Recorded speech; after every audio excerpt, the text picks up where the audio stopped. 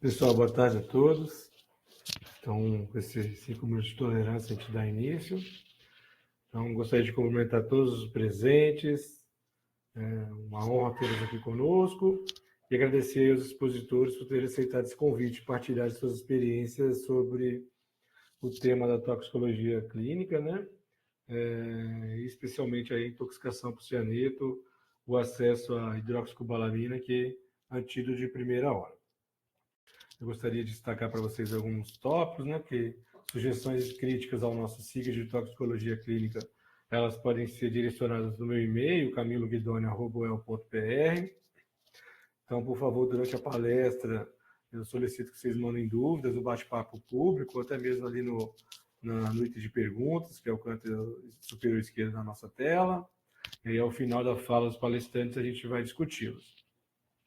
Eu vou enfatizar também que essas lives, né, elas são promovidas pelo SIG de Toxicologia Clínica, via RUT, a Rede Universitária de Telemedicina, que estimula a integração e a colaboração entre profissionais de saúde por meio de grupos de interesse especial, né? Em inglês é Special Interest Groups, que é o SIGs. Os SIGs promovem sessões por videoconferência ou webconferência para debate, discussões de caso, aulas, pesquisas e avaliações às distâncias, em várias especialidades, subespecialidades médicas, e para diversos profissionais da área da saúde, em diversos níveis de formação profissional. Então, o ciclo de toxicologia clínica ele abrange aí, profissionais que atuam dentro dos centros de formação e assistência toxicológica, ele abrange alunos de graduação dos cursos da área da saúde, abrange profissionais da área de gestão, profissionais da área do serviço de saúde, que não especificamente os centros de formação, enfim. Ele é um SIG que trabalha a temática de toxicologia clínica e todos que estão direta ou indiretamente envolvidos, eles acabam sendo contribuídos aí com as temáticas discutidas, tá? Então, aproveito esse momento, então, e vou dizer que hoje nós temos, então, a presença de 3 palestrantes, a Bárbara Han, o Felipe Augusto Reck e a Nara Amanda Leisman. E aí a gente vai ter 1 hora para ouvir a fala deles e depois 30 minutos para a gente fazer as discussões. Apresentando cada um deles, o Felipe Augusto Roque, ele possui graduação em Medicina pela PUC Paraná, residência médica em Medicina Preventiva e Social pela Faculdade de Ciências Médicas da Unicamp, ele é mestre em Política, Gestão e Planejamento pelo Departamento de Saúde Coletiva da Faculdade de Ciências Médicas da Unicamp, ele é consultor em Planejamento e Gestão em Saúde Pública, foi coordenador da Atenção Básica e Saúde Mental na Secretaria Municipal de Saúde de Hortolândia, em São Paulo, foi superintendente da rede ambulatorial da Secretaria Municipal de Saúde de Paulinho, em São Paulo, e atualmente está como coordenador geral da urgência do Ministério da Saúde desde maio de 2023. O doutor Felipe foi de última hora convocado por uma palestra simultânea ao SIG, e ele está aí vendo se vai conseguir entrar ou não no nosso evento, tá bom? A Bárbara Han, ela é farmacêutica, formada pela Universidade Federal de Santa Catarina, com experiência em farmácia clínica hospitalar, pesquisa, inovação e gestão. É especialista em atenção hospitalar em saúde do adulto e do idoso pelo Complexo do Hospital de Clínicas da UFPR. Ela tem experiência em toxicologia clínica como farmacêutica plantonista, junto ao Centro de Formação e Assistência Toxicológica de Santa Catarina, que bacana, né? Muito legal. E, no entanto, no momento, ela está atuando como consultora técnica na Coordenação Geral de Urgência do Ministério da Saúde e cursando mestrado no Programa de Pós-Graduação em Assistência Farmacêutica na Universidade Federal de Santa Catarina, o PP-GASFAR-UFSC, que é um mestrado, é um programa de pós-graduação em rede, né? Bem legal também. E a Nara Amanda Leisman, a Nara, nesse momento aqui, representando o doutor Luiz Henrique Costa, do Departamento de Assistência Farmacêutica. A Nara é farmacêutica pela Universidade de Brasília, mestre em Assistência Farmacêutica pela Universidade Federal de Santa Catarina e doutora em Ciências Farmacêuticas pela UNB. Doutoranda, desculpa. Ela é integrante do Laboratório de Evidência e Estudos Farmacêuticos da UNB, e atualmente ela é consultora técnica na Coordenação Geral de Assistência Farmacêutica e Medicamentos Estratégicos, pertencente ao Departamento de Assistência Farmacêutica do Ministério da Saúde, e também ela é professora universitária em uma universidade privada de Brasília. Então, Nara e Bárbara, novamente, aí, gostaria de agradecê-las por terem aceitado esse convite, estar conosco nessa tarde de sexta-feira, para poder falar desse tema tão importante e ter a oportunidade de aproveitar esse conhecimento de vocês dentro tanto da parte de gestão quanto da parte clínica e da temática abordada. Muito obrigado e eu passo a palavra para vocês. Muito obrigada, Camilo. Vou compartilhar aqui, então, a apresentação com vocês. Por favor, me confirma se deu tudo certo. Deixa eu compartilhar.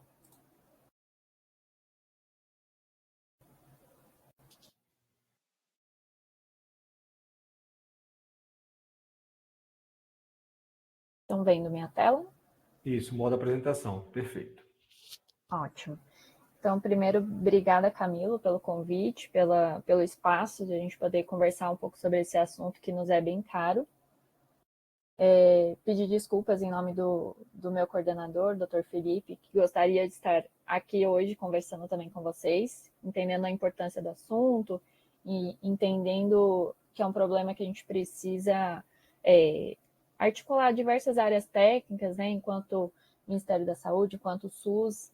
Então, nos é bem importante esse assunto para a gente. Infelizmente, ele não conseguiu estar aqui com a gente, mas ele deseja um ótimo evento e agradece a participação de todos que estão aqui conosco.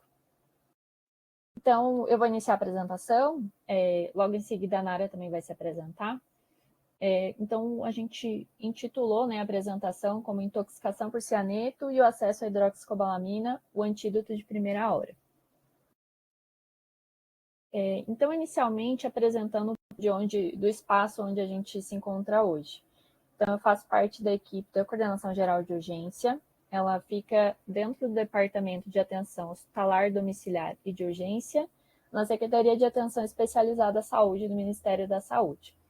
Dentro da coordenação, a gente tem um escopo de atuação que envolve o SAMU 192, as Centrais de Regulação das Urgências, né, as CRUs, as UPAs 24 horas, salas de estabilização, as portas de entrada hospitalares e o CIATOX.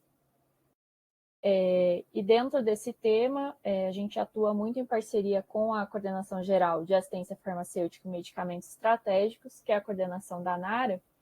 E de antemão eu já queria agradecer, em nome do Luiz, em nome da Nara, essa parceria que a gente tem construído para a gente tornar esse acesso à hidroxicobalamina cada vez mais efetivo. Então, eu vou passar a palavra para a Nara se apresentar também. Olá, boa tarde a todos e todas. Vocês conseguem me ouvir bem, né? Primeiramente, eu gostaria de agradecer pela oportunidade de estar aqui também. Estou aqui representando o coordenador geral, Luiz Henrique, coordenador aqui da Coordenação Geral de Assistência Farmacêutica e Medicamentos Estratégicos, que pertence ao Departamento de Assistência Farmacêutica. Né? Essa coordenação, que diz respeito ao componente estratégico da assistência farmacêutica, ela destina-se a garantir o acesso a medicamentos e insumos para o controle de doenças aí com potencial endêmico. Né? Muitas vezes são doenças relacionadas a situações de vulnerabilidade social e também a pobreza. Então, entre os programas que temos, podemos trazer aqui como exemplo tuberculose, malária, leishmaniose, e temos também uma área técnica de doenças não transmissíveis, né, onde a toxicologia está dentro desse escopo.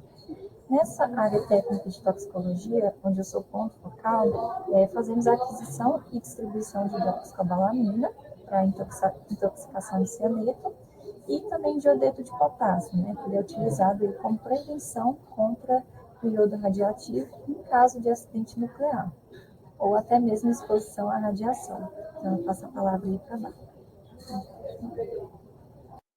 Obrigada, Nara.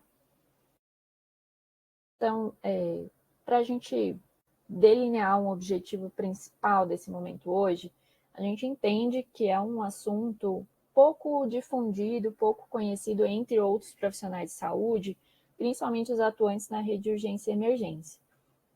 Então, a gente convidou diferentes áreas técnicas para participarem hoje, coordenadores, áreas técnicas da rede de urgência, da assistência farmacêutica, bem como as equipes do CIATOX que estão sempre presentes aqui no SIG.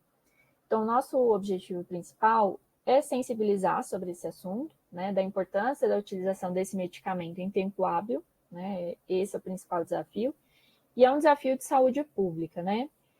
E, além disso, envolve níveis de gestão diferentes. Então, temos o papel aqui do Ministério da Saúde a nível federal, mas a gente tem os papéis a nível estadual e municipal. Então, essa estrutura, né, sistemática de articulação entre esses diferentes entes é muito importante para a gente garantir o acesso à hidroxicobalamina. Então, esse vai ser um espaço inicial da gente conversar. Fiquem à vontade para enviar perguntas ou sugestões. Vai ser um espaço bem de conversa mesmo. E estamos à disposição depois da apresentação também, né? Ela vai ficar gravada, podem compartilhar com as demais áreas técnicas para a gente ir construindo esse acesso cada vez mais oportuno. Então, inicialmente eu vou trazer uma introdução para a gente nivelar os conhecimentos sobre a intoxicação por cianeto. O objetivo aqui não vai ser esgotar o conhecimento sobre isso, né? Existe muito mais detalhe e estudo sobre isso, mas o intuito foi mais trazer uma introdução básica sobre a intoxicação. Então, inicialmente, eu vou falar um pouco das fontes da intoxicação pelo cianeto. A mais tradicional, a mais conhecida, né, inalação de fumaça de incêndios, né, provenientes da combustão incompleta de materiais carbonáceos e nitrogenados, como, por exemplo, né, o algodão, seda, madeira, papel, plásticos, esponjas, acrílicos e polímeros sintéticos em geral. Então, no geral, incêndios em zona urbana. A segunda fonte, ingestão e inalação de sais de cianeto, geralmente em tentativas de suicídio ou acidentais com crianças. Terceiro, vegetais e sementes de frutas, né? O cianeto está presente na forma de glicosídeos cianogênicos, que liberam a molécula de cianeto, como mandioca brava, amêndoas amargas, sementes de pera, maçã, pêssego e ameixa. E o nitroprusiato de sódio, né, que é amplamente aí administrado no serviço de urgência e emergência. Esse, muitas vezes, não muito conhecido, não muito lembrado, mas também é uma fonte importante.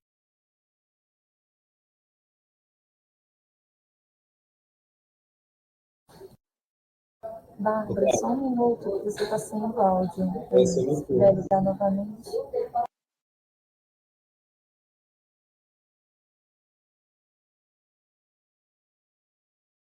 Tá me ouvindo? Tá me ouvindo agora? Estão me ouvindo? Agora sim. Você mutou o áudio aí. Ai, será que eu apertei alguma coisa sem querer? Sei lá. E até onde vocês me ouviram? Das fontes, essas são novas fontes de cianeto, que você falou. Até o nitroprusiato. Isso. Ah, perfeito. E aí, depois das fontes, então, sobre o mecanismo, né, do cianeto. Então, ele é um potente asfixiante químico, produz hipóxia grave devido à impossibilidade de utilização do oxigênio pelos tecidos, por inibição da citocromo C oxidase. E agora falando um pouquinho dos sintomas e do diagnóstico dessa intoxicação. Então, pensando na gravidade dos casos, né, podemos ter casos leves, como náusea, cefaleia, vertigem, vômitos. Os sintomas moderados, né, os casos intermediários, arritmias, dispneia, bradicardia. E sintomas mais graves, como convulsões, colapso cardíaco, né, parada cardíaca, o edema pulmonar e morte. E o diagnóstico é bastante desafiador, né, no sentido que envolvem vários critérios, né, clínicos, analíticos. A gente tem a possibilidade de utilizar as dosagens de lactato, a carboxiemoglobina, gasometria arterial e de cianeto. Mas na prática, né, principalmente quando a gente pensa em inalação, o diagnóstico ele é na cena, né, então envolve muito a anamnese, um exame clínico adequado, os sinais vitais do paciente, que é o mais adequado para ser feito naquela cena. Muitas vezes a gente não consegue aguardar o resultado dos exames laboratoriais para fazer esse diagnóstico. E é aí que entra o papel fundamental do CIATOX, né, do Centro de Informação e Assistência Toxicológica. Eles são uma importante ferramenta, né, de apoio nesse diagnóstico, para todos os níveis de atenção, para todos os serviços de saúde, são os que têm a maior expertise, tanto no diagnóstico, na classificação de gravidade, quanto na indicação do antídoto, na orientação do uso do antídoto da hidroxicobalamina. E aí agora falando um pouquinho da hidroxicobalamina. Então, ela é apontada como um antídoto de primeira linha, né, em várias diretrizes clínicas e síntese de evidências. E o mecanismo de ação dela, então, ela substitui o seu grupamento hidroxila pelo cianeto, livre no plasma, formando a cianocobalamina, que é excretada na urina. E é um antídoto que tem um impacto muito positivo no desfecho desses pacientes. Então, melhora rapidamente a frequência cardíaca e a pressão sanguínea sistólica e reduz a acidemia. Então, o prognóstico daquele paciente é muito melhor quando a hidroxicobalamina é administrada precocemente, né? Então, na primeira hora, preferencialmente antes da parada cardiopulmonar. E ela tem algumas vantagens também, a gente não vai aqui trazer outras opções terapêuticas que existe uma discussão, mas ela não prejudica a oxigenação dos tecidos, né, e não apresenta grandes impactos clínicos adversos. Então, é o antídoto de primeira linha preferido nesses casos. E agora eu vou trazer um pouquinho, então, do tratamento mesmo. Então, esse aqui é o protocolo do suporte avançado de vida, do SAMU 192. Aqui tem o QR Code para quem quiser acessar depois, para ler com calma. Então, é o protocolo ATOX-7, né, intoxicação aguda por cianeto. E aí ele traz critérios de quando suspeitar ou os critérios de inclusão para o uso da hidroxicobalamina. Então, pacientes com história ou suspeita de inalação de fumaça, oriunda de incêndios, em estruturas, locais ou ambientes que possam conter materiais, como algodão, seda, madeira, papel, plásticos, esponjas, acrílicos e polímeros sintéticos em geral, de acordo com o que eu tinha explicado anteriormente. E associado a uma das situações abaixo. Então, rebaixamento do nível de consciência, né, um Glasgow menor do que 13, instabilidade hemodinâmica grave, então frequência cardíaca abaixo de 40 batimentos por minuto, ou uma pressão arterial sistólica de 90 milímetros de mercúrio, ou parada cardiorrespiratória. E aí excluir desse protocolo, né, os pacientes que inalaram fumaça nas condições acima, né, mas sem as alterações clínicas citadas. E aí tem um protocolo específico para inalação de fumaça. Tem algumas outras descrições no protocolo, eu vou focar aqui mais no antídoto, tá? Mas não esquecendo que essa é uma intoxicação que envolve também outros tratamentos, né, principalmente de suporte, até antes do uso do antídoto, né, concomitante. Então, usar a hidroxicobalamina seguindo os critérios estabelecidos no protocolo de uso, né? Então, reconstituir o frasco, né, de 5 gramas da hidroxicobalamina com 200 ml de soro fisiológico. E tem outras opções de diluição, né? Se não tiver o soro fisiológico, pode ser diluído também em Ringer lactato ou soro glicosado a 5%. E nenhum outro diluente deve ser utilizado. E a administração das doses vai seguir a classificação da gravidade. Então, entra nesse protocolo as intoxicações intermediárias e as graves. A intermediária é um Glasgow de 10 a 13, e a grave, Glasgow menor do que 9, ou instabilidade hemodinâmica grave, ou PCR, né, a parada cardiorrespiratória. Nos adultos, a primeira dose, então, seria 5 gramas, né, o frasco, endovenoso em 15 minutos. Em alguns casos mais graves, né, a depender da evolução, precisa uma segunda dose de 5 gramas EV em 15 minutos, se o paciente estiver grave, ou em até 2 horas, né, depende da severidade e da resposta clínica. Para as crianças, então, é por peso corporal, né, 70 miligramas por quilo EV em 15 minutos, e aí a segunda dose da mesma forma. Para casos onde tem múltiplas vítimas, com intoxicação classificada, né, como intermediária, com Glasgow de 10 a 13, pode ser dividido um frasco para 2 pacientes. Então, fazer uma primeira dose de 2,5 gramas EV para cada paciente, e aí completar a dose, né, de 5 gramas no hospital, né, assim que chegar.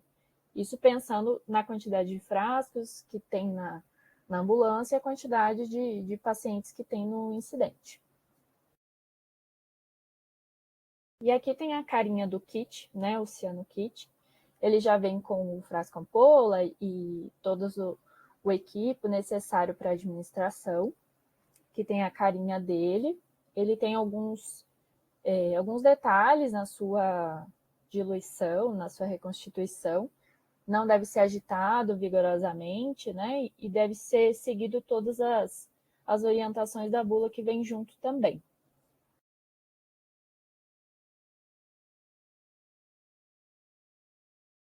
E agora falando um pouquinho do monitoramento clínico, né? Então, para avaliar tanto a eficácia quanto a segurança do tratamento, né? Que faz parte desse manejo dessas vítimas de intoxicação. Então, os parâmetros para avaliação da terapêutica, o hemograma, gasometria, eletrólitos, glicemia, lactato e teste de função renal, além do eletrocardiograma e um raio-x de tórax, quando for a exposição por inalação. De eventos adversos, causa uma coloração vermelha, reversível da pele e mucosas, e pode durar até um máximo de 15 dias depois da administração da hidroxicobalamina. E todos os pacientes apresentarão uma coloração vermelha escura da urina, bastante acentuada durante os 3 primeiros dias, né, após a administração, e uma coloração que pode persistir até no máximo de 35 dias após a administração.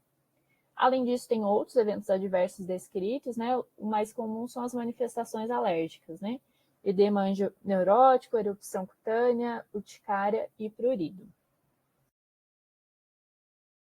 E agora falando um pouco do exemplo mais clássico, né? E o que causou, né, essa incorporação pelo Ministério da Saúde da hidroxicobalamina foi o incêndio na Boate Kiss, né?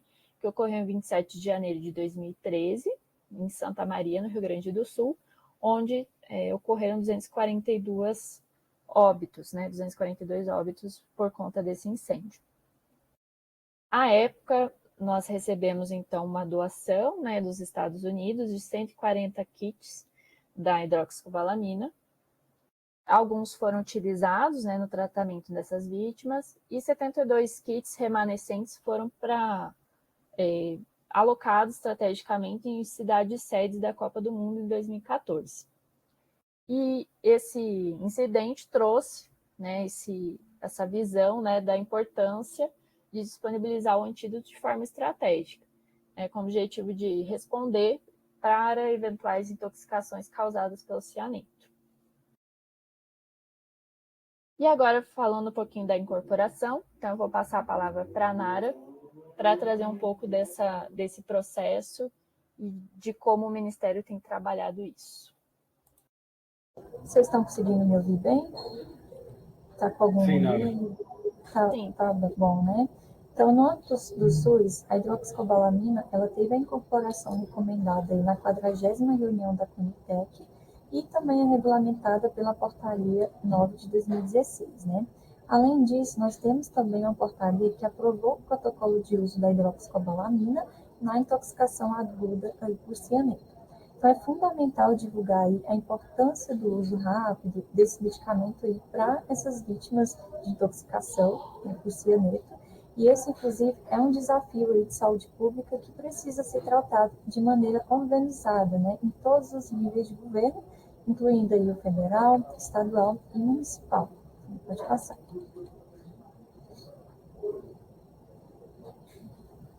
Então, temos um manual de disponibilização da hidroxicobalamina, que foi elaborado aqui pelo Departamento de Assistência Farmacêutica, para o tratamento aí de intoxicações por cianeto no âmbito da assistência farmacêutica.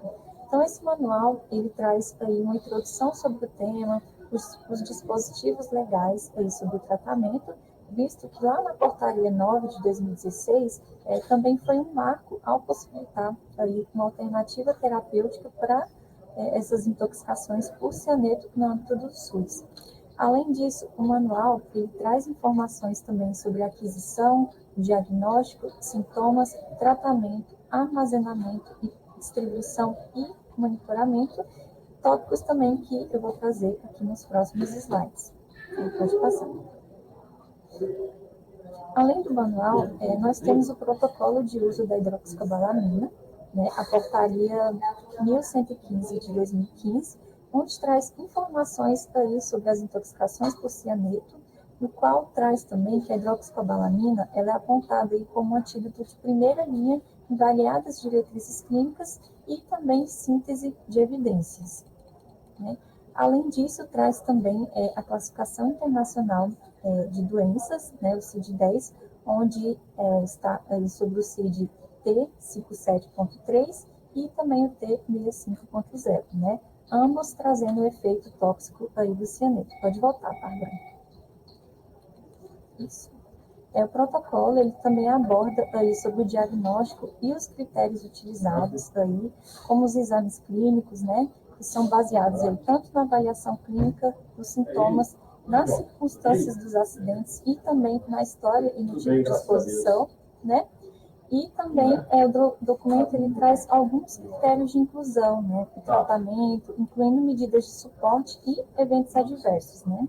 Traz também a questão do monitoramento, no qual os pacientes eles devem ser observados e monitorados durante o tratamento para a sua evolução ou o agravamento dos sintomas. E pode passar. Quanto à aquisição, o Ministério da Saúde ele vem adquirindo esse medicamento aí por meio de produtores internacionais e atualmente não há um registro aí no órgão regulador. Então, mesmo que não tenha um registro aqui no país, o fornecedor ele precisa de autorização excepcional, que é emitida ali pela Anvisa, para a importação da hidroxicobalamina, né? Ainda que seja aí, em caráter excepcional, o importador ele precisa preencher alguns requisitos aí que são descritos lá na RDC 81 de 2008 e na RDC 203 de 2017, que dispõe aí sobre o regulamento técnico de bens e produtos importados aí para fins de vigilância sanitária e também dos critérios e procedimentos para importação, né? Isso tudo em caráter de excepcionalidade desses produtos que são sujeitos aí à vigilância sem o registro. Então, é importante destacar que esse medicamento ele também está disponível na Relação Nacional de Medicamentos, a ENAM, cujo os medicamentos eles são financiados e adquiridos pelo Ministério. Pode passar. Falei da Menami, aí. Então, a hidroxicobalamina ela é produzida sob o nome comercial aí de Cianokit e sua aquisição ela é feita por meio de inexigibilidade de licitação, né? É uma situação onde há uma impossibilidade de competição aí entre fornecedores. E trazendo um pouco sobre o nosso processo de aquisição, a nossa primeira aquisição foi lá em 2016 e a nossa última ocorreu aí no ano passado com a aquisição de 1.000 kits, né? Pode passar. A distribuição dos kits, ela deve considerar alguns fatores essenciais, né? Como armazenamento adequado, a escolha de locais estratégicos para garantir o acesso rápido, né, em caso da intoxicação por cianeto, a baixa frequência e também a imprevisibilidade dos incêndios, né? Além também da densidade populacional. Então, entre os locais prioritários para a alocação do medicamento, nós temos aí o Serviço de Atendimento Móvel de Urgência, né, o SAMU 192 aí, unidades de suporte avançado, com estoque proporcional aí à sua população de abrangência.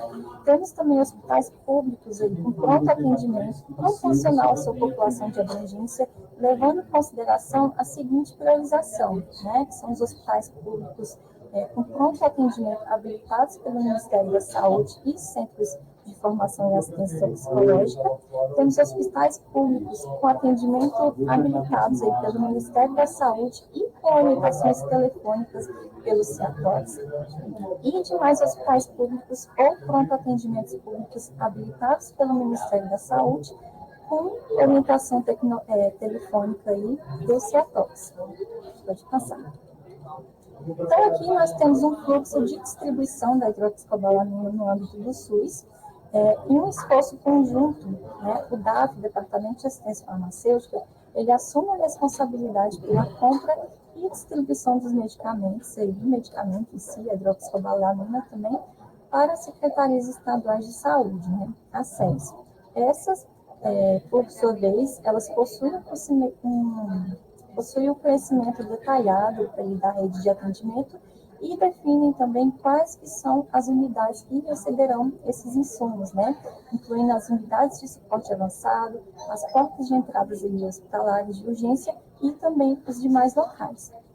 Então, a SES, ela também fica responsável aí por estabelecer... A SES, ela também fica responsável aí por estabelecer um fluxo que contemple aí os locais de armazenamento com responsáveis, né, bem descritos, e também os contatos de urgência para possível disponibilização e fluxos também de realocação. Né? Então, é importante destacar que, diante da possibilidade de eventos graves, com múltiplas vítimas, é essencial que esse plano de distribuição ele priorize aí o deslocamento rápido entre os municípios e também contemple a logística aí reversa para apoiar os entes, né, os entes federativos. Então, pode passar. Então, desde a inserção da hidroxicobalamina no âmbito do SUS, registraram-se 4 processos aquisitivos, como a gente viu nos slides anteriores, né, para a obtenção desse medicamento, né, de forma aí, proporcional à distribuição. Então, nesse último ano, em 2024 especificamente, aí, houve a distribuição de 950 kits aos estados e o Ministério da Saúde ele teve um estoque estratégico de 50 unidades, né, do qual chegamos também a fazer algumas reposições a pedidos de algumas sedes. Então, nessa figura 5, nós temos aqui a soma das distribuições aí por estados nas 3 primeiras aquisições, né, onde a região sudeste aí, ela acaba ficando aí no topo. Pode passar. Temos também a nota técnica conjunta 132 de 2024, como eu falei, foi realizada de forma conjunta entre a coordenação de medicamentos estratégicos e a coordenação de urgência, que é a coordenação da Bárbara. Essa nota técnica, ela traz atualizações aí quanto à disponibilização da hidroxicobalamina destinada aí à intoxicação aguda pelo cianeto, né? No qual traz também que o medicamento ele deve estar disponível aí de forma imediata para o tratamento desses pacientes intoxicados. E nessa técnica, há também, nessa nota técnica, a informação do quantitativo de distribuição realizado no ano passado, né? Isso é realizado com base nos critérios específicos aí pelas 2 coordenações. Então, pode passar. Então, esses critérios a serem observados incluem aí a obrigatoriedade de que todos os pacientes devem receber como primeira linha de tratamento a desobstrução das vias aéreas superiores, suplementação de alto fluxo de oxigênio, medidas de manutenção cardiovasculares e outros cuidados de suporte específicos, né? Além disso, temos também a gravidade da intoxicação inalatória por cianeto, e sua meia-vida aí de 1 hora, né, com indicação de emprego imediato da hidroxicobalamina nos casos moderados a graves.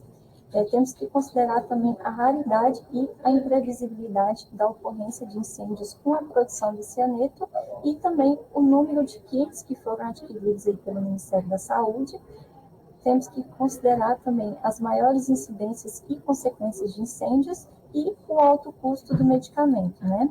E também, nessa parte do custo do medicamento, inclui também as condições ideais de armazenamento e da temperatura, que seria até 25 graus Celsius. Pode passar. Então, nesse slide, a gente volta um pouco sobre a questão da pauta da distribuição aí, que foi realizada nesse último ano, do qual foi elaborado pelas 2 coordenações, que utilizou alguns critérios, né, como os locais de maior densidade populacional e também o número de locais de serviço de porta de entrada aí da rede de atenção às urgências e também as unidades de suporte avançado. Além disso, traz também a questão da substituição da hidroxicobalamina pelo Ministério, né, quando solicitado pela SES, e também a possibilidade de realocação de kits a serem utilizados quando ocorrer algum evento com múltiplas vítimas, né? Tudo isso com o objetivo aí de garantir o tratamento adequado no tempo oportuno. Pode passar. Trazendo um pouco sobre o armazenamento, né? Conforme orientações do fabricante, o produto ele não deve ser acondicionado sob temperaturas acima de 25 graus Celsius. Entretanto, o medicamento ele pode ficar exposto aí a certas condições por períodos curtos de tempo, né? O qual inclui aí o transporte usual, que seria 15 dias aí a temperatura entre 5 a 40 graus Celsius. Temos também o transporte em condições extremas, né, que seriam de 4 dias aí, a uma temperatura de 5 a 60 graus Celsius, e também ciclos de congelamento e descongelamento, né, que seriam 15 dias aí a temperatura menos 20 graus Celsius e 40 graus Celsius. E após a reconstituição também do medicamento, é importante que ele seja armazenado aí por um período de até 6 horas, né, a temperatura ambiente, não podendo exceder aí os 40 graus Celsius. E após esse período, se ocorrer a possibilidade, é recomendado o descarte desse produto. Pode passar. Aí, para finalizar, nós temos a portaria 5.713, que foi publicada ano passado, o qual diz que os registros de estoque, saídas e dispensações dos medicamentos presentes aí na Rename, eles devem estar atualizados aí na BNAFA-SUS, né? E cabe aí aos entes federativos que utilizam o órgãos atualizarem também essas informações, né? Além disso, com o objetivo de ter um maior controle sobre a hidroxicobalamina, que foi distribuída aos estados aí, nós encaminhamos também uma planilha de monitoramento para eles preencherem aí qual que foi a unidade que recebeu aquele medicamento, bem como quantitativo e endereço de contato, né? Tudo isso para a gente ter um maior controle e organização, caso seja necessário aí a realocação da hidroxicobalamina. E pode passar.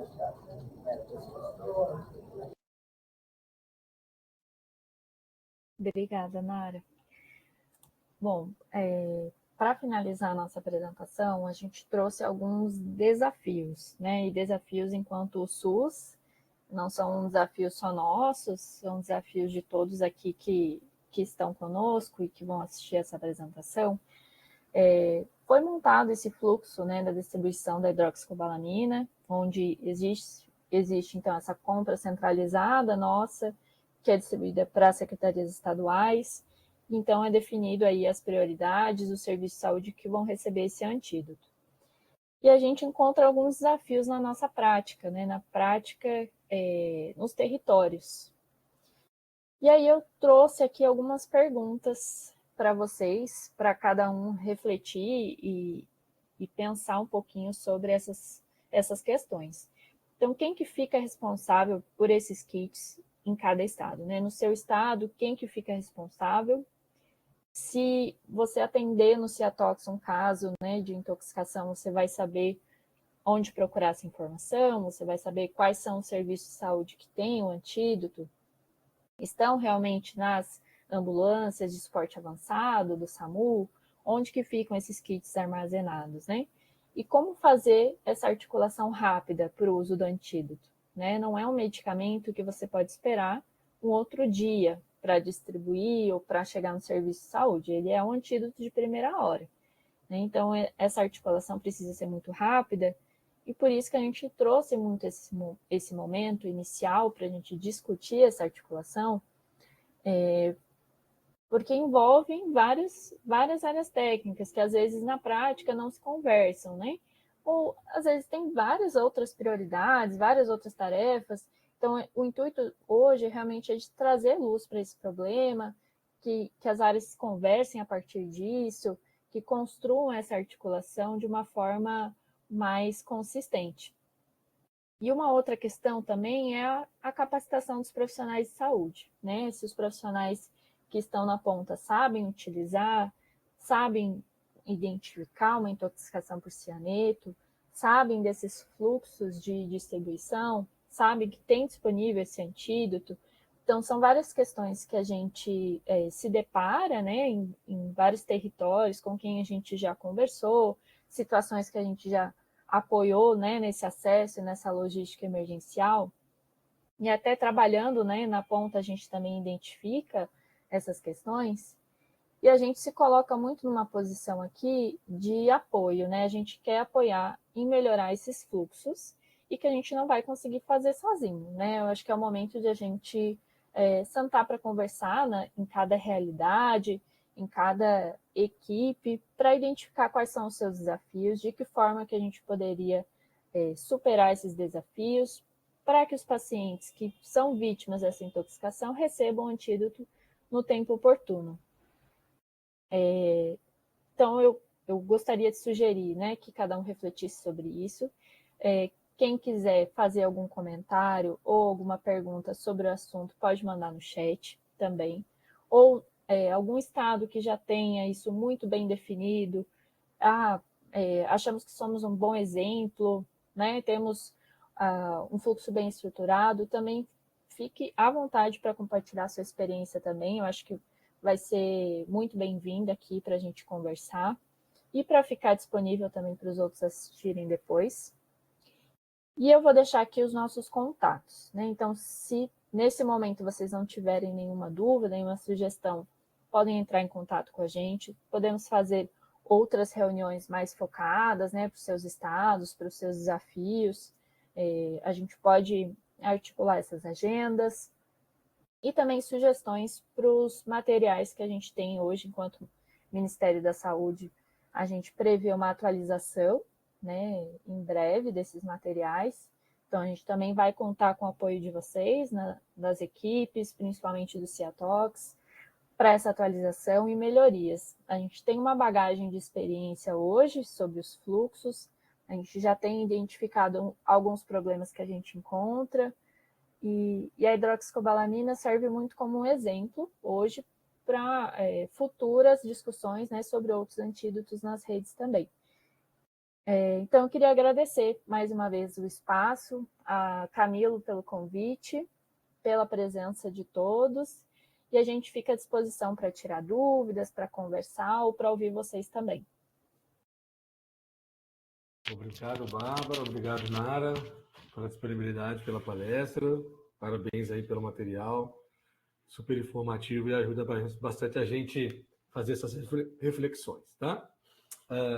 Tem umas dúvidas no chat e as pessoas já estão digitando também, então deve estar chegando mais aí. Mas eu já vou falar a primeira, tá?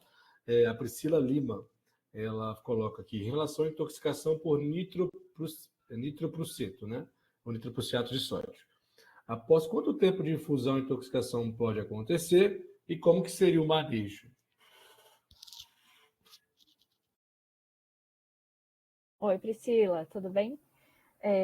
Dúvidas assim mais específicas sobre o manejo, eu não vou me sentir confortável em responder nesse momento. Assim, eu acho que não é a minha expertise assim de manejo. O objetivo foi trazer mais sobre os fluxos de distribuição e sensibilizar sobre as fontes de intoxicação que existem hoje.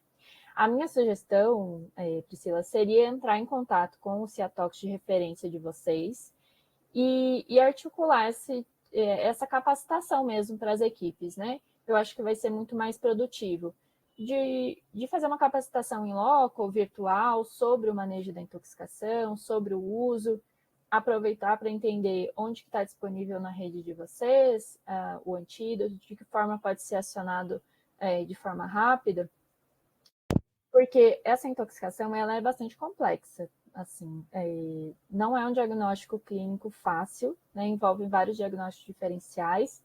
Então, cada caso é um caso. Então, não tem assim uma receita de bolo. Não é uma hipertensão, não é um diabetes, é uma intoxicação. Para quem trabalha no Ciatox, ela já é bastante complexa.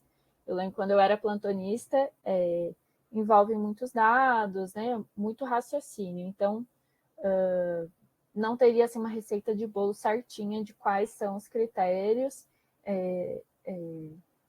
para todos, assim, uma regra de ouro, né? Então, a minha sugestão seria essa, de discutir com o Ciatox de referência, fazer uma capacitação e já articular de que forma conseguir o antídoto de forma oportuna.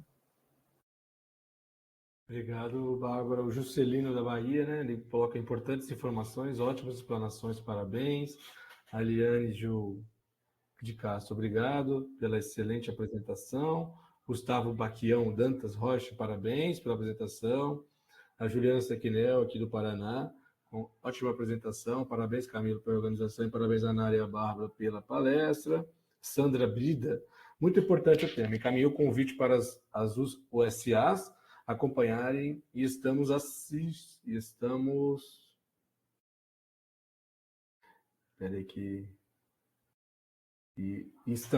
na Superintendência de Urgência e Emergência. Legal. Oi, Sandra. O Fernando, parabéns pela apresentação. No caso de acesso ao medicamento a um paciente hospitalizado com suspeita de intoxicação por nitropruseto, a disponibilização direta para a instituição deve ser de 2 frascos? Eu acho que não tem nenhuma orientação sobre a quantidade exata em cada caso. Vai depender da disponibilidade do estado, né, ou da logística. Pode ser disponibilizado 2, no caso, né, se for preciso, já para facilitar a logística, mas não necessariamente. Aí vai depender da quantidade disponível, né, do caso em si. Nara, me corrija se eu estiver errado. O Henrique Gordon, quais são os principais desafios para a produção do antídoto em território nacional? E se vale a pena a produção ser nacional ao invés de importar de outros países, devido ao número de casos, orçamento, etc. Então, nós só temos um produtor mundial, né? Então, eu acho que tem uma dificuldade muito grande, teria uma dificuldade muito grande caso pensasse nessa possibilidade de produzir aqui no Brasil. Né? O Brasil, hoje, existem os laboratórios públicos, como, por exemplo, da Aeronáutica, que eles estão produzindo, né, alguns antídotos, incluindo aí o iodeto de potássio, né, no qual a forma em comprimido, né, a apresentação, a gente adquire com eles. No caso da hidroxicobalamina, assim, eu acho que seria muito difícil. Se a Bárbara quiser complementar aí a minha fala também. Henrique, né, que fez a pergunta. Essa questão da produção nacional é uma pauta que tem sido trazida muito forte, né, nesse novo governo, em relação ao Complexo Econômico Industrial da Saúde, que foi uma política que ficou represada, né, desde o último governo. Então, tem se aproveitado muito, né, do complexo econômico, tem sido muito pautado por várias áreas.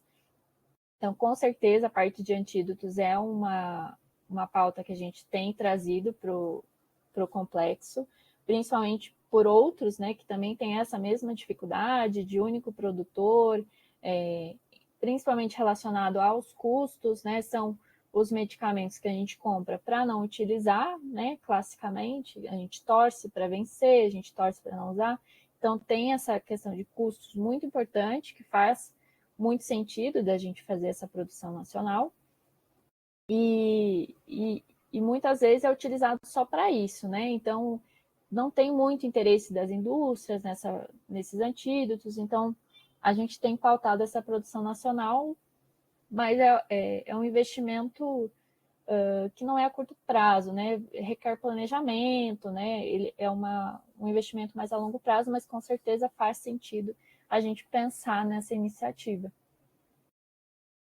E se eu puder complementar a pergunta do Henrique, né? Assim, se vocês sabem dessa informação, né? Quanto que custa um kit aí de 5 gramas de hidroxicobalamina? Se eu não me engano, aproximadamente R$ 73. Ele é considerado muito caro. Isso. Eu posso confirmar aqui no processo, vou olhar aqui.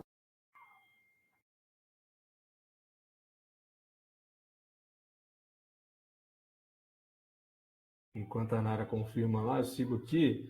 A Priscila Lima, obrigado, Bárbara, e parabéns a todos pelo evento, tema muito relevante. A Marlene Zanin, né? Muito boa iniciativa dessa conversa, parabéns. Aproveito para agradecer a Marlene Zanin, porque, na verdade, foi ela que articulou toda essa temática e todas as pessoas que estão aqui hoje. Então, Marlene, obrigado e agradecimento a você. Obrigada, professora Marlene. Boa tarde. Fernando Henrique, certo? Obrigado novamente, parabéns pelas informações compartilhadas. Obrigado a todos pela apresentação. A Gessione, a Marisete, lá da CETOC Santa Catarina, parabéns pela apresentação. O Henrique agradece a explicação. E aí o desafio, Bárbara, que você colocou para a gente, né, o que fazer e como fazer para aumentar essa disponibilização, né? Aqui na nossa região, eu sei do quantitativo que chegou para Londrina, né? Um quantitativo muito pequeno para uma cidade do tamanho de Londrina. Isso acontece pela disponibilidade, 940 ampolas, né? Frasco ampola para um país como o tamanho do Brasil, vai fazer com que a gente, infelizmente, tenha que pulverizar a distribuição e dificultar o acesso ao medicamento às populações, né? Então, acho que a rede de urgência e emergência, né, o departamento de ciência farmacêutica, a gente vai ter que pensar, né, não só o antídoto da hidroxicobalamina, mas tem outros aí que precisam ser estudados e como antídoto de primeira hora, né, é fundamental que ele seja disponível ali e que não haja atraso, né, na administração para o paciente. Essa balança... Desculpa, Nara, pode falar. Essa balança, né, de quantitativo para o país, essa distribuição é algo difícil mesmo, né, de contrabalancear. E quanto a gente tem poucos kits, né, no município, né, essa articulação se torna ainda mais importante, já que muitas ambulâncias não têm muitos kits, né, muitos municípios. Quanto mais articulado tiver esses fluxos, né, de numa urgência precisar, mais chance a gente tem, né, de que esse tratamento seja efetivo. Então, daí a importância de a gente construir muito bem essas redes.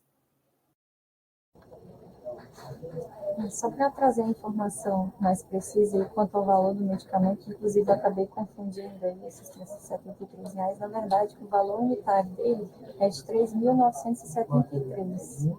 Então é um custo bem considerável, assim, bem alto, né?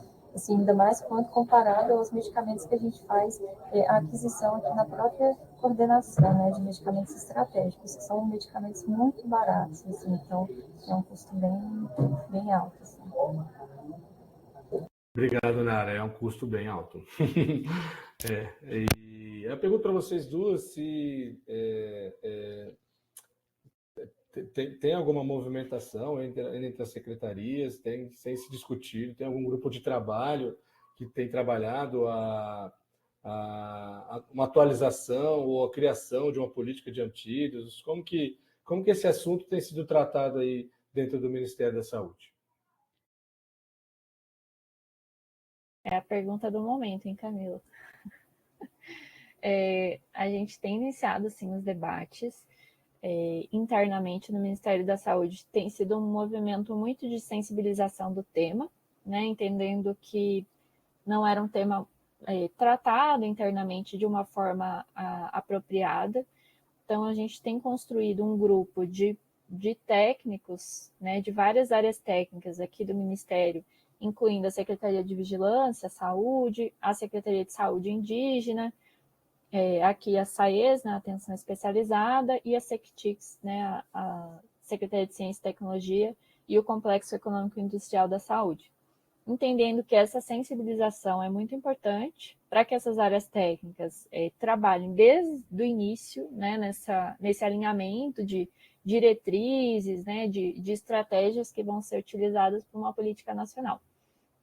Então, a gente tem, sim, se reunido, né, nessas áreas técnicas para construir quais seriam os papéis do Ministério, né, de que forma a gente poderia iniciar um processo de pactuação, mas é uma discussão ainda inicial, né, a gente ainda não foi para consulta pública, não abriu essa discussão ainda para outros atores, né, mas com certeza no momento a gente vai contar com a contribuição de vocês também, né, dos centros, do CIATOX, das sociedades, né, da Abracit, da SBTOX, e também dos profissionais da ponta, né, da rede de urgência e emergência, da assistência farmacêutica, que são atores que vão ter que estar envolvidos, né, para que essa política aconteça. E a gente utiliza muito do exemplo da hidroxicobalamina e do iodeto de potássio, que a Nara falou, que foram antídotos incorporados antes, né, da consolidação da Conitec, né? Então, não passou por alguns ritos de pactuação que hoje existem, né, enquanto SUS.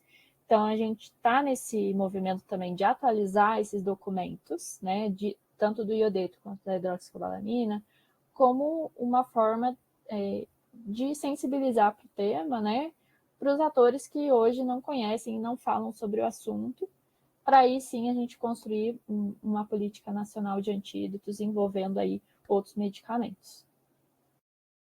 Legal, né, Bárbara? Porque, né, a gente está falando hoje de um antídoto, né, toda essa complexidade dele, mas quando a gente vem aqui na ponta, né, onde a gente está aqui na ponta, antídotos que nos parecem mais simples de obter, né, por exemplo, a atropina, a N-acetilcisteína, né, a gente observa a dificuldade que os serviços têm de se organizar para ter esses antídotos, tá?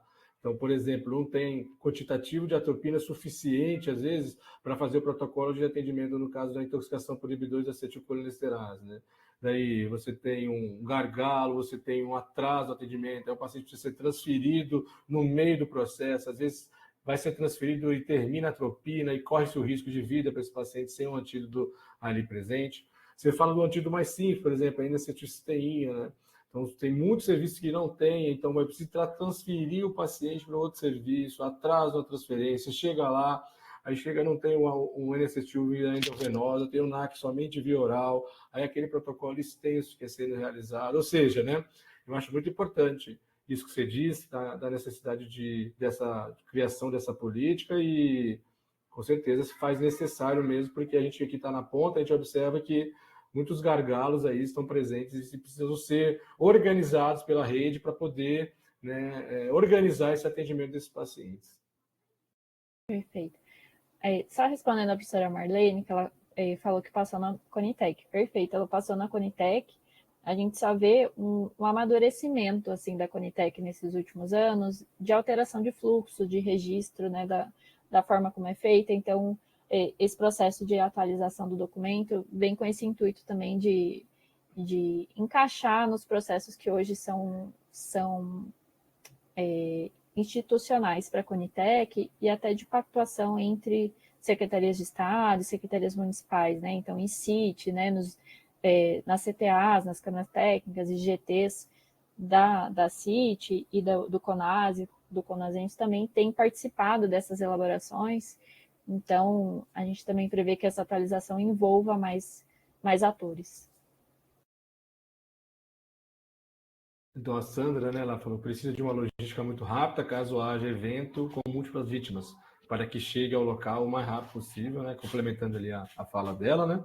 A doutora Marlene escreve aí que você já respondeu, e a gente tem a Juliana e a Sandra digitando para a gente ver os comentários e as perguntas que, porventura, venham a surgir.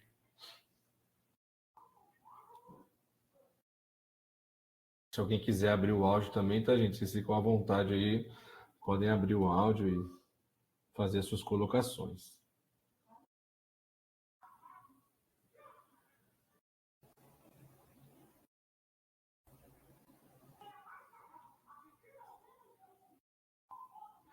A Sandra Brida, a doutora Marlene, participou ativamente da inclusão da hidroxicobalamina aqui em Santa Catarina. Parabéns. Eu queria saber o que ela não participou ativamente desses assuntos, né? Sim. Obrigado, Sandra.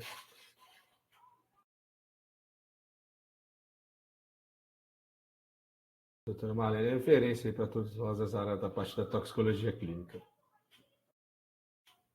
Com certeza. A professora Marlene que deu a primeira oportunidade aí e foi guia na trajetória, com certeza. A Juliana Sequinel, ela coloca aqui no Paraná, a hidroxicobalamina está descentralizada em 22 regionais de saúde, que atende os 399 municípios. Dessa forma, entendemos que está mais próximo do efetivo uso do paciente. Perfeito. Obrigada, Juliana, pelo comentário.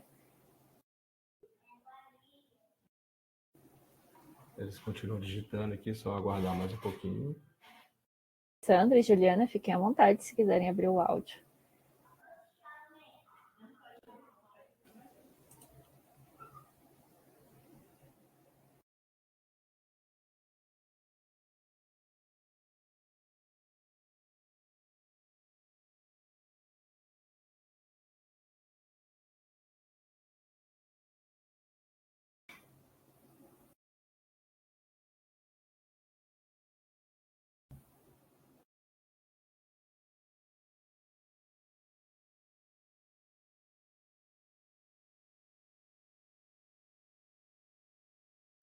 Santa Catarina também está descentralizado e junto com o DIAF monitoramos sempre. Ela coloca lá. Perfeito, Sandra. Nós temos alguns fluxos já implantados. Se é o melhor fluxo ou não, acho que é importante a discussão, né? O aprimoramento sempre faz necessário, né? E aí, acho que é o que você colocou, né, Bárbara? E estão sendo feitos aí no Ministério. A doutora Marlene digita e a gente vai aguardando.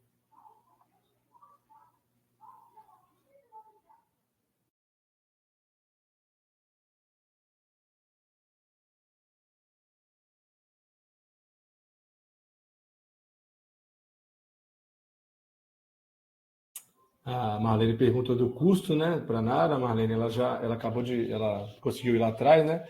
O custo de um kit ele está em torno de R$ 3.900.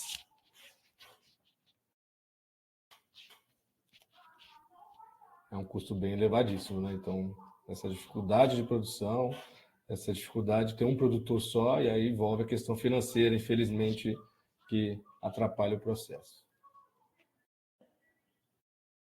Além disso, é um processo muito demorado, né?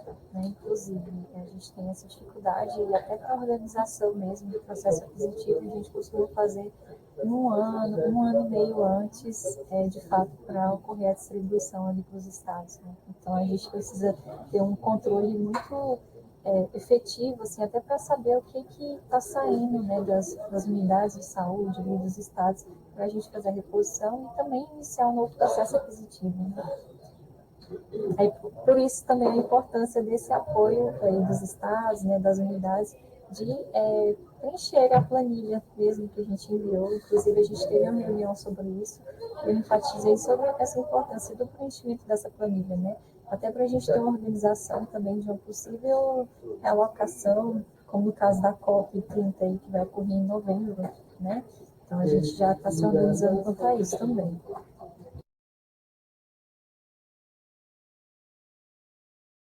A Sandra elogia, então, adorou a iniciativa, estava pensativa quanto às capacitações. Meus parabéns, obrigado, Sandra, obrigado pelas palavras. O Fernando Henrique Teixeira Zonzini, ele fala aqui, para resumir, então, o fluxo de acesso para um paciente hospitalizado deve iniciar com um contato com o CIATOX local. Este é quem contataria as unidades fornecedoras do kit? Essa é um fluxo que vai depender de cada estado, né? Mas o CIATOX, idealmente, deveria saber, né, os locais onde tem disponível o kit e como contatar as pessoas também, né? E aí a Secretaria de Estado, né, Assistência Farmacêutica, que fica com os kits e distribui, também ter essas informações, né, de onde estão os kits, quem são os responsáveis e como contatar. Então, idealmente, o CIATOX seria a ponte, né? Pois é um serviço 24 horas por dia, todos os dias da semana, que estaria disponível para esse contato de urgência. E aí faria a ponte com o local onde está o kit, e aí esse fluxo pode ser determinado, né? Se o paciente já está hospitalizado, aí obviamente você vai atrás do kit, mas se é um paciente que ainda vai ser regulado, né, ou transferido para algum serviço de saúde, aí esse fluxo precisa ser estabelecido se vai ter os hospitais de referência que vão receber esse paciente. Resumidamente, seria isso. Perfeito, Bárbara. Acho que ninguém mais digitando, eu aproveito depois de fazer a divulgação do próximo evento, mas antes eu gostaria de agradecer a você, Bárbara, e a Nara pela disponibilidade, aí as chefias de vocês também, que estiveram aí contribuindo, né, na liberação de vocês. Novamente, meu muito obrigado e palavras, se vocês quiserem fazer um encerramento final, está com vocês. Eu queria agradecer mais uma vez a oportunidade de fala. Eu acho que a gente quer cada vez mais se aproximar, né, de todos os atores envolvidos nesses fluxos, entendendo que a gente precisa conversar realmente para desenhar e apoiar esses fluxos acontecerem. Não dá para a gente ficar isolado, né, da ponta para construir algo que na ponta não vai acontecer, né? Então, estou muito feliz com esse momento, fiquei satisfeita Agradeço a oportunidade e ficamos à disposição também para outras construções, outros momentos. Os nossos contatos ficam disponíveis também. E agradecer a presença de todos também, entendendo a importância do tema. E estamos aí para as próximas. Eu gostaria de agradecer também pela oportunidade, foi bastante enriquecedor, a gente acaba crescendo muito com tudo isso. Agradecer pelos comentários, as perguntas também, e também pela parceria com a Bárbara. A gente está há alguns meses aí nessa parceria, está sendo muito bom. Muito obrigada. Pessoal, então, nós já se aproximamos do fim e gostaria então de divulgar, né, o SIG ele acontece mensalmente e com isso aí no dia 6 de junho, né, nesse mesmo horário, das 14 às 15h30, nós temos uma nova palestra, o tema será Intoxicação por Arsênio, e ela vai ser de responsabilidade do CIT do Rio Grande do Sul, e aí teremos a presença de Bruna Teles Escola e Sabrina Nunes do Nascimento, trabalhando essa temática tão atual, né, e tão importante sabermos aí de como manejar situações com a intoxicação por arsênio. Gostaria de desejar aí um bom fim de semana, finalzinho de tarde, bom final de semana para todos. E Nara e Bárbara, novamente obrigado. Nós nos vemos aí pelo caminho, tá bom? Muito obrigada, até a próxima. Tchau, tchau.